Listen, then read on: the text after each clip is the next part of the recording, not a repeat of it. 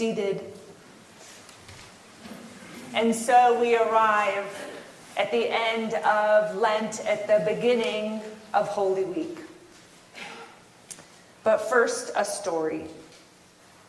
After finishing law school in London, a young attorney by the name of Mahatma Gandhi returned to his native India to join the bar to practice law, to find a way for his country to get out of the colonialism in which they were under. And so he proposed the idea of a march about salt, which was immediately laughed out of the room with no support, as it was not considered a flashy or robust enough issue to galvanize the country. But Gandhi kept at it. At the time, this essential mineral was taxed heavily by the British Empire, who also controlled its production.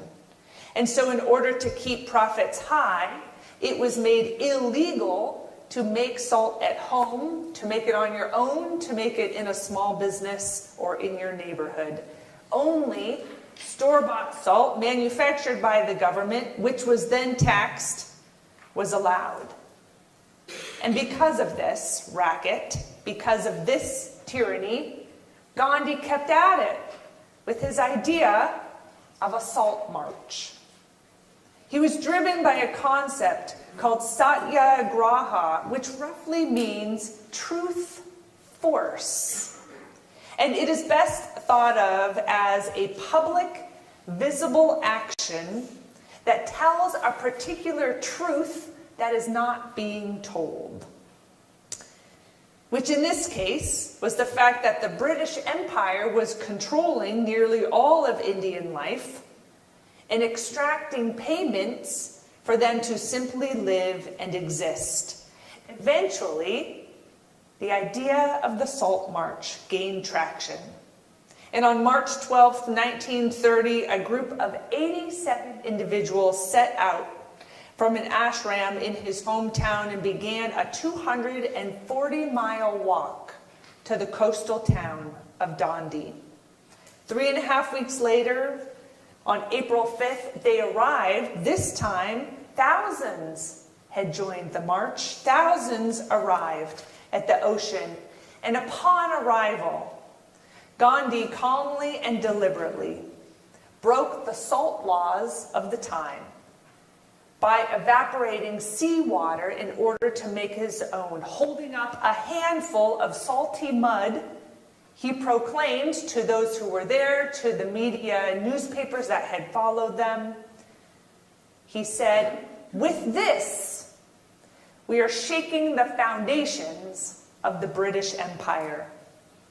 It was this march that then inspired truth actions all over the country, and in the years that followed, nearly 100,000 individuals would be arrested until independence was gained in 1947.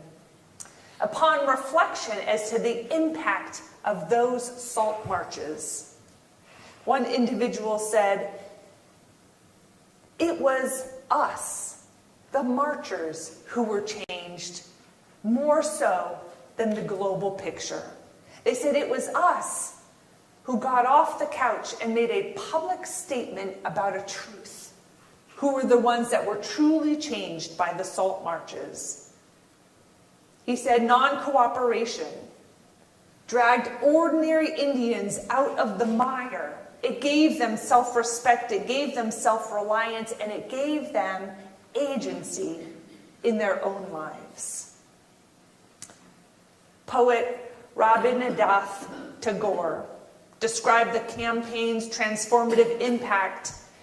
She said, "Those who live in England far away from the East have now got to realize that Europe has completely lost her former prestige in this country.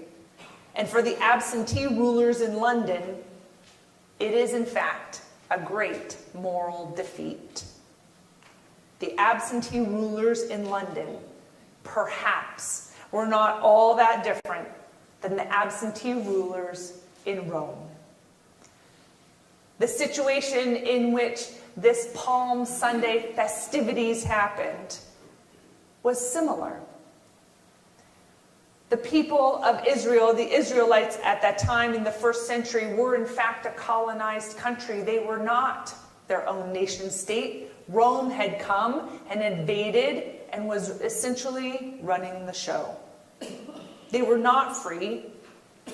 And so this story has so much symbolism in it.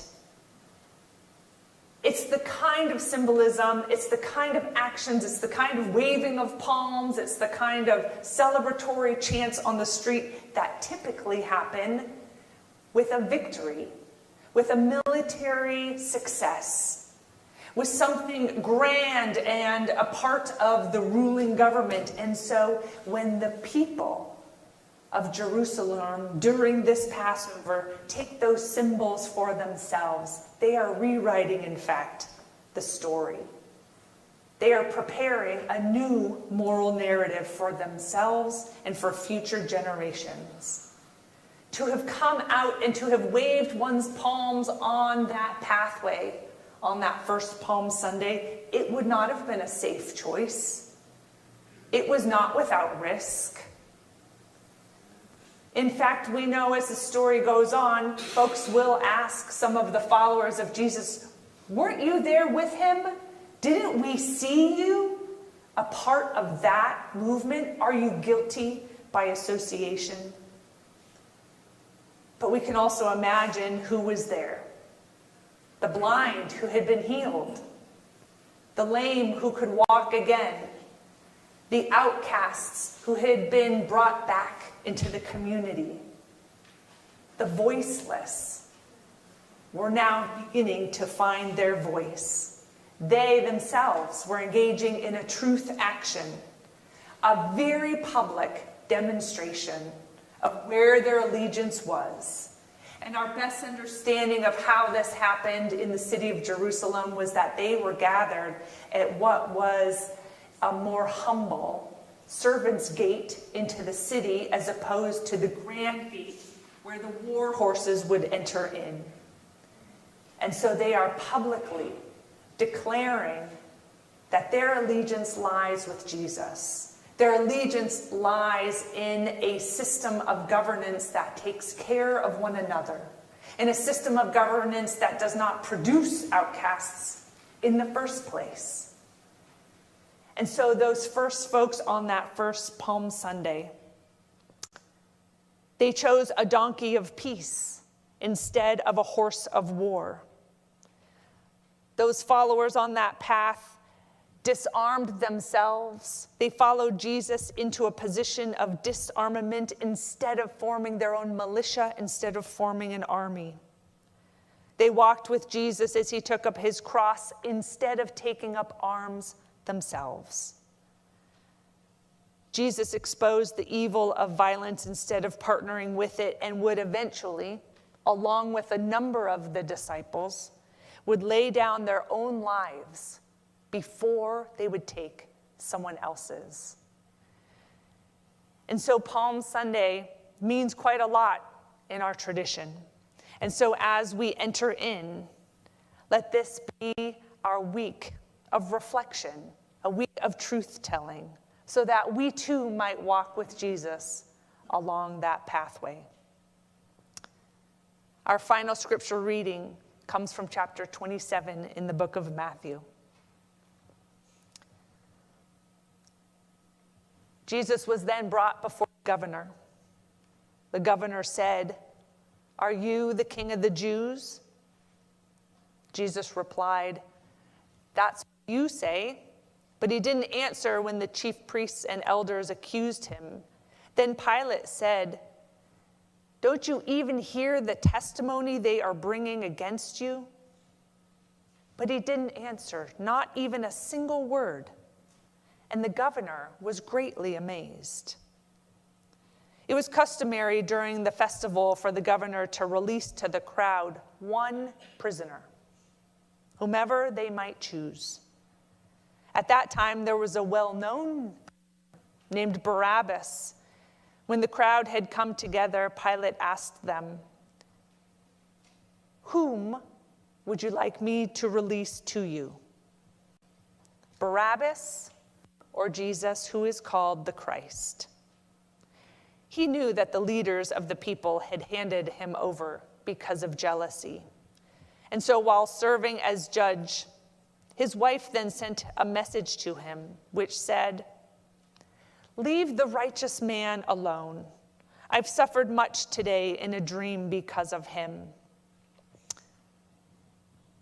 But the leaders, the chief priests, the elders, they persuaded the crowds to ask for Barabbas and to kill Jesus. The governor said, "Which of the two do you want me to release to you?" "Barabbas," they replied. Pilate said, "Then what should I do with Jesus, who is called the Christ?" And all together they shouted, "Crucify him." But he said, "Why? What has he done?" But they shouted even louder, "Crucify him." Pilate saw that he was getting nowhere and that the riot was starting. So he took water and washed his hands in front of the crowd and said, "I am innocent of this man's blood." And he said, "It is now your problem." And all of the people in the crowd replied, "Let his blood be on us and our children." And so then he released Barabbas to them, and he had Jesus whipped and then handed him over to be crucified. The governor's soldiers took Jesus into the governor's house, and they gathered the whole company of soldiers around him. They stripped him and put a red military coat on him. They twisted together a crown of thorns and put it on his head. They put a stick in his right hand, then they bowed down in front of him and mocked him, saying, "Hey, King of the Jews." After they spit on him, they took the stick and struck his head again and again. When they finished mocking him, they stripped him of the military coat and put his own clothes back on him. Then they led him away to crucify him.